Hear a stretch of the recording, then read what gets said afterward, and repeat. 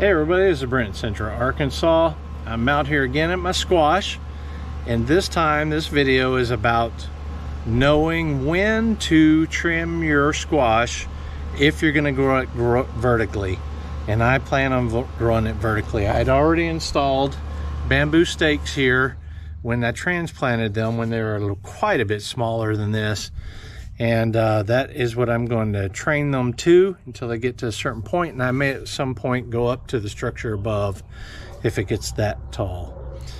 Okay, so the first thing, now this is the way I do it. It doesn't mean it's the way to do it. In gardening, there's seldom the way to do things. Everybody has their own little thing they do. So I'm just sharing again what I'm doing. And what I'm going to do is I'm going to I'll give you the concept first. First thing I'm going to do is I'm going to leave the squash as they are until I start to harvest or I start to see older leaves beginning to die off. When that happens, I'm going to start trimming. Let me take you around and show you the squash and show you what I do in the interim. All right, let's take a look at this squash here. I'll pull this leaf back so you can see more. This is Madison's Cross. And you'll notice if you look at the raised bed on the other side over there, there's a little bit of a lip. And that lip, coupled with the bottom branch leaves, gives this plant some good stability in the wind, especially when you have neighboring plants right next to it that are doing the same thing. So in this particular case, everything is working out just fine. What you can do, if the plant is getting taller and it's starting to fruit and try to lay down, is you can take a tomato clip and you can, let me see if I can get one here. You can take and put it against the support and just take one of the leaves like that, and that will stabilize it plenty good.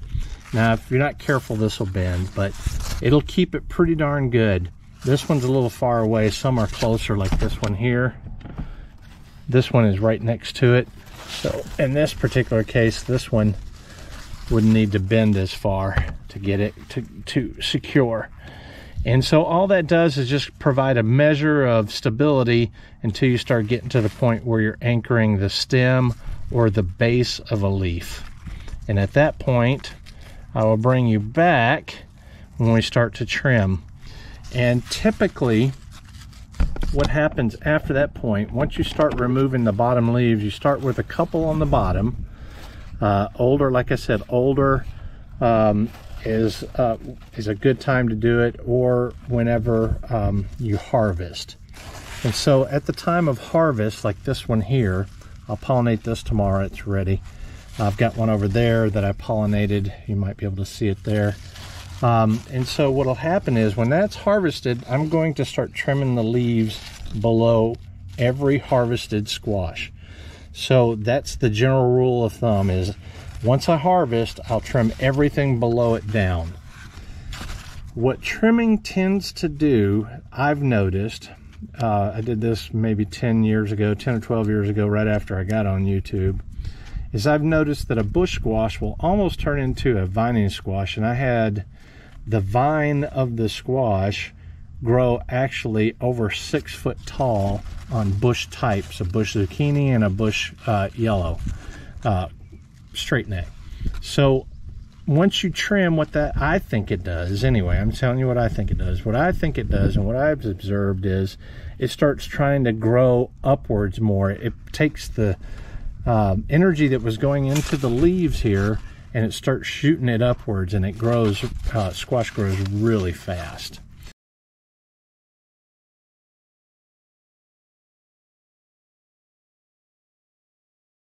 And later on, I added another tote with early straight neck yellow squash. But this first one is a zucchini romanesco. I got it from Italian Seed, and it's a zucchini. And you can see here, I believe I've got this particular one and this one over here pollinated, and it has grown.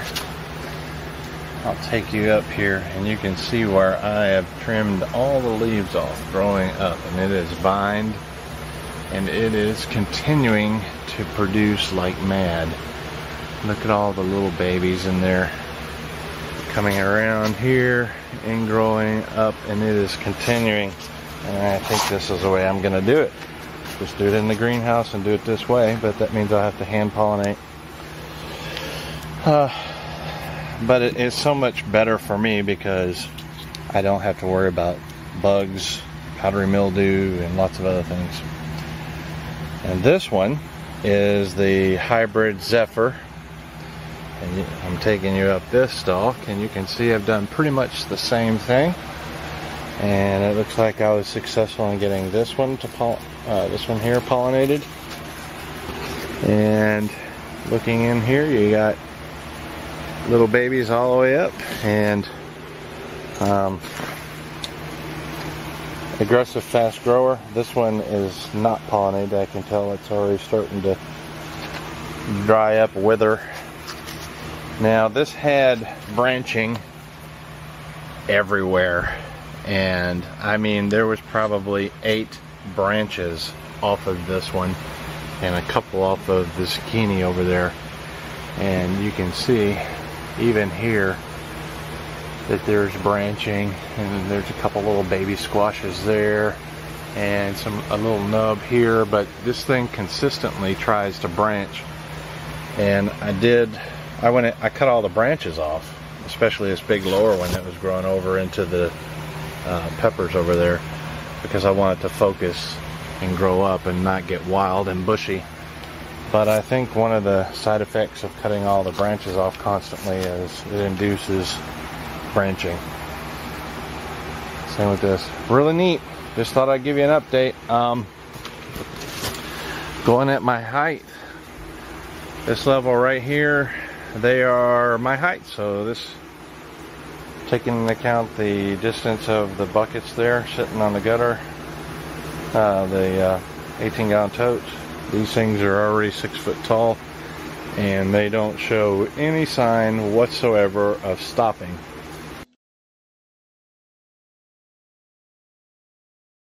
And so when we get to the point where I'm starting to harvest and starting to trim, I'll bring you back. Hey everybody, we're back. It's been a little while since you saw the plants. I've started harvesting, and now it's time to secure these in a vertical way, like I mentioned in the video earlier. It's been quite a number of days for me, but we're going to need a couple things here, and I'll show you what those are. All right, I've got some tomato twine here, and that's what I'm going to secure it to the trellis arbor above.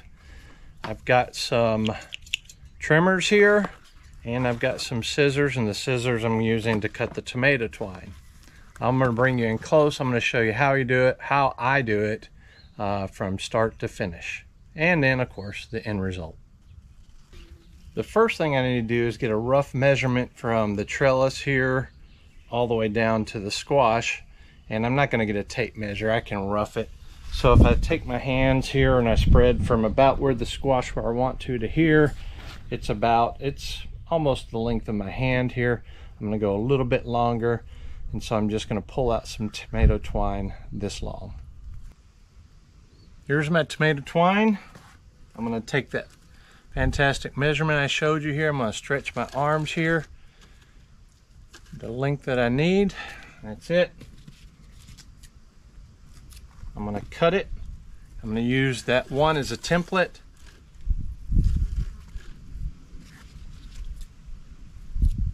There's 2.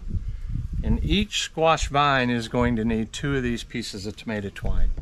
So I've got the 2 pieces of tomato twine here. I'm going to tie a knot in it by doing an overhand. Just like that. So I have it secured. Now I'm going to put 2 tomato clips on it on the bottom here. It's going to act like a weight. And I'm going to use it as a plumb bob of sorts. So I'm going to go into the middle, or near the middle of the plant here. I'm going to set the string down, and what I'm doing now is I'm finding where on the trellis up here is the center of the plant. And I want to get it pretty close so I can see that this is about the center of the plant. I could put it over here, but that means it'd be leaning. I want to get it more center, and since I have this overhead trellis arbor thingy, then this will work just right. So let me put it right at the center here. Now that I know where it's at here, center, I'm going to take a tomato clip. So that's 3 tomato clips so far. And I'm going to lower this string down in because I know where it's centered now. I'm going to wrap it a couple times up here. And I'm going to secure it with the tomato clip. Now each of these tomato clips, if you don't know, they have a little barb to catch tomato twine. And by wrapping it, I put the stress on the string up here instead of on the clip itself. I'm going to bring you in close here. This is the tomato twine we just talked about. And I want to use 2 tomato clips to grab a hold of the vine here, because what could happen with the weight is it could release the clip or break or something like that. So I want the extra support here. So I'm going to take one off for now, and I'm going to put it on the, let me get up in. Sorry about the wobbliness of the thing there, I bumped it. I want to get 2 places. Oh, the bees knocked them out of that flower. So I want to get it on the squash plant, around it, and secured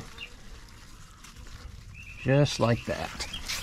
So now I have one secure thing. So now what I need to do is see how this is loose. I need to make this taut or tight, and also bring in this leaf. There, I just did it to where it's more center. So I've got it secured here. I want to get it secured in another spot, but to do that I want to put some tension on the plant itself. So I'm going to go above here and I'm going to tighten it.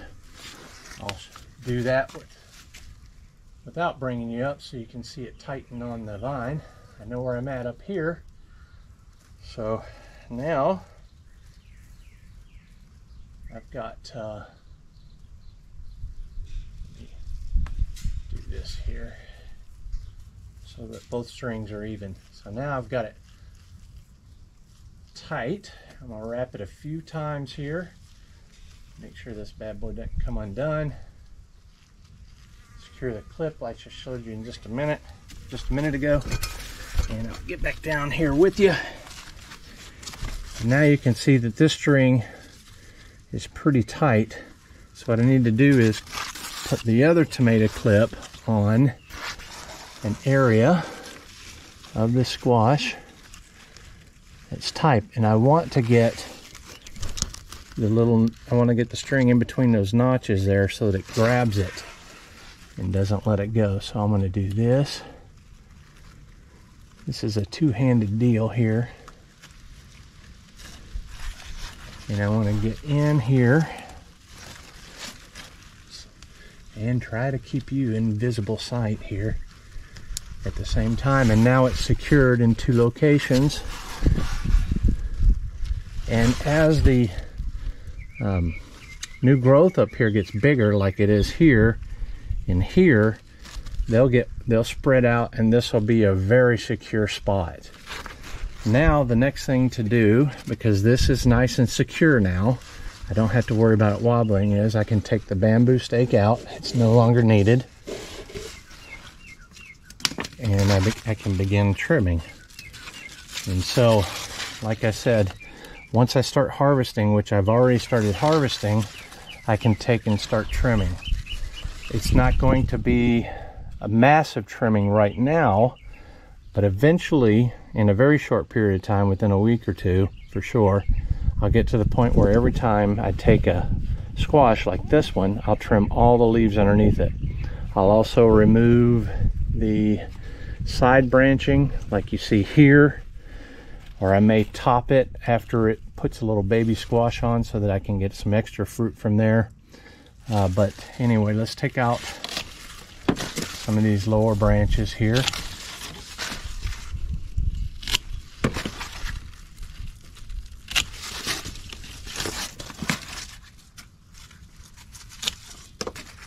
Now, one of the things it does do is it makes it easier for me to get in here and check for pests, like the squash vine borer egg or something like that.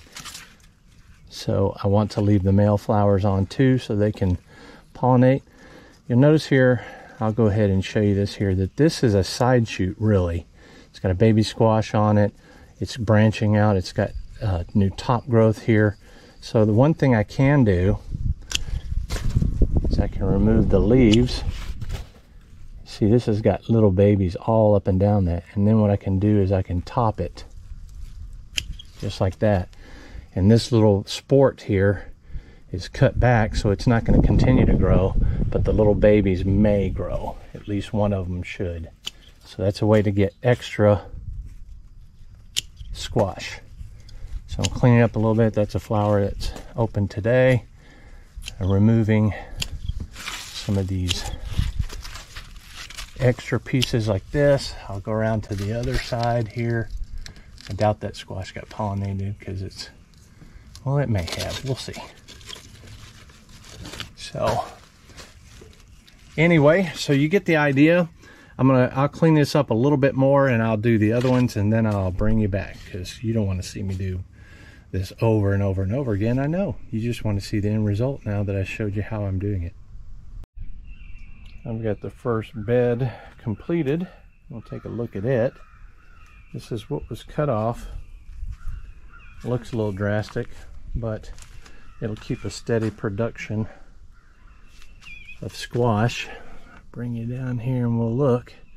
I've got 2 clips on each squash except for one, the one in the dead middle there, because it's not big enough yet. Maybe. So yeah, I've trimmed, like I said, all the lower. I left some of the little sports from side shoots or lateral shoots, and I'm gonna see if they'll pollinate. I did remove the growing tips, so they won't grow anymore after that. And then if they harvest or if they die off, I will cut that nub, that lateral nub, back closer to the base here.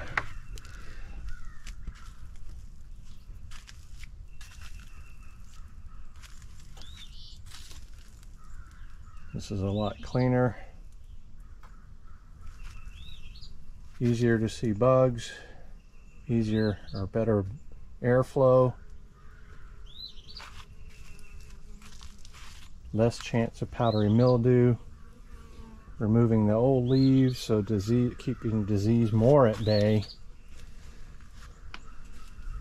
I will admit that I might have sacrificed some production because I'm doing it this way, but I'm telling you already, we are inundated with squash. So if I can get a steadier supply, then we can eat as we go, put up or what have you. Got the 2 seed squash, one there and one there, and this one's ready to harvest right over here. Probably past ready. Let's look at the top here. Let me get out of the direct light. Maybe you could see it a little better coming around here. I've got 2 tomato clips on each one of these. I like to do insurance, go with insurance. The lines are pretty taut. I've got 2 lines for extra strength on each one of them, just like that. And to me, I like things more or less in a nice orderly fashion, and gardening is not that way, so I'm forcing it to go my way, and hopefully I'll get a long production season. Anyway, I'll carry you along as I go. And now I've got 2 more beds. I've got another yellow squash and a zucchini to do.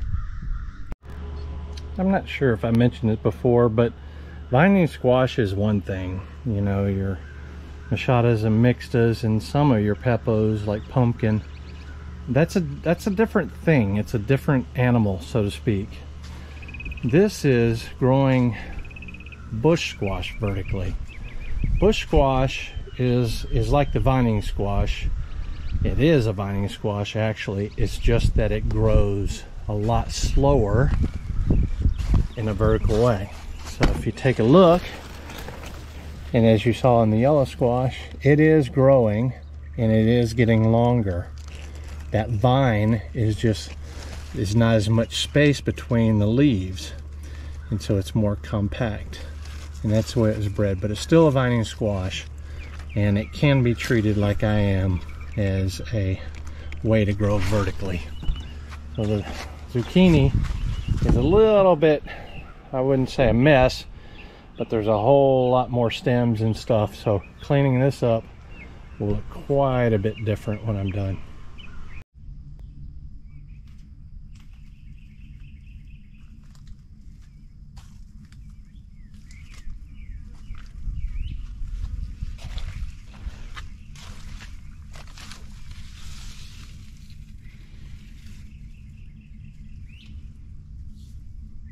That one will be ready tomorrow. And that one will probably be ready tomorrow. Let's take a look at the other two.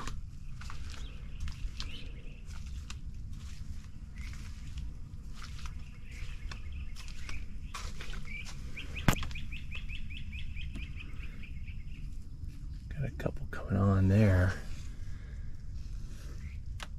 Man, this is so much better in my opinion. Tell me what you think. Again, those oversized squash here and right over there are seed squash, because this is a cross to create a hybrid.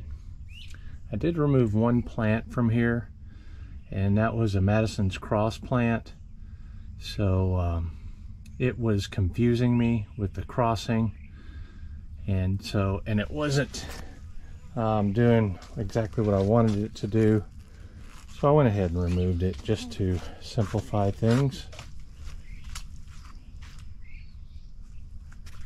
Again, here's Madison's cross.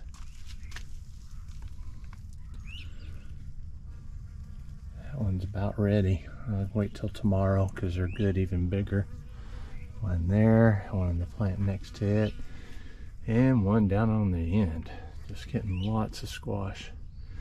She is such a squash making machine. Love Madison's cross. How many times I gotta say that, right? Oh me. All right, everybody, we'll go ahead and end this video. I just wanted to demonstrate for you how I plan to grow the squash vertically, the bush squash vertically. I've got winter squash videos already up that are obviously growing above and over the trellis here. The bush squash is a bit unique. It's not normally grown this way, but I find great value in it. If you find value in this, why don't you share the video with some friends?